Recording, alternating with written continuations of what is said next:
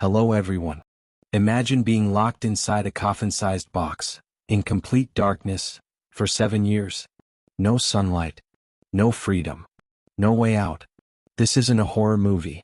This is the real-life story of Colleen Stan, a young woman whose nightmare began with a simple ride, and didn't end for nearly a decade. It was May 1977. Colleen Stan was just 20 years old, young, adventurous, and full of life. She was hitchhiking from Oregon to California to visit a friend, a common thing back then. She turned down 2 rides that day. She trusted her instincts. But then a blue Dodge Colt pulled up. Inside was a young couple, smiling with a baby in the back seat. They seemed safe, so she got in. The couple's names? Cameron and Janice Hooker. But nothing about them was safe. At first, everything seemed fine. They chatted, drove, made small talk. But after hours on the road, things took a dark turn. The car pulled off the highway onto a deserted road. Colleen's gut told her something was wrong, and she was right. Suddenly Cameron pulled a knife. He forced her to put on a bizarre, heavy wooden box over her head, like a helmet except solid, soundproof, and terrifying. She couldn't see, couldn't scream, and everything faded to black. She woke up in a cold basement, chained.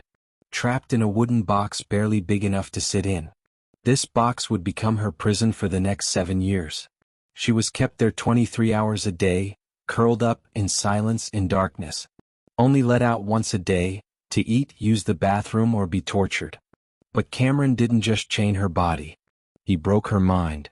He told her she was being watched by a secret organization called the Company.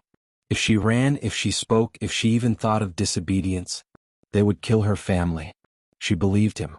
Eventually he gave her a paper contract, declaring her his slave. And she signed it. This was psychological warfare. She had no identity. No hope. Only fear. Over time, Cameron let her out more often. She cooked, cleaned, did chores. To the outside world she looked like a live-in maid. One day he even let her visit her family. They thought she'd joined a cult. She smiled. She hugged them. And then, unbelievably, she went back with him. That's how broken she was.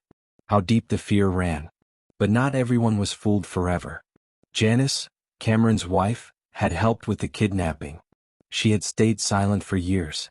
But her guilt was growing. One night she cracked. She walked into a pastor's office and confessed everything. The pastor listened, then gave her a choice.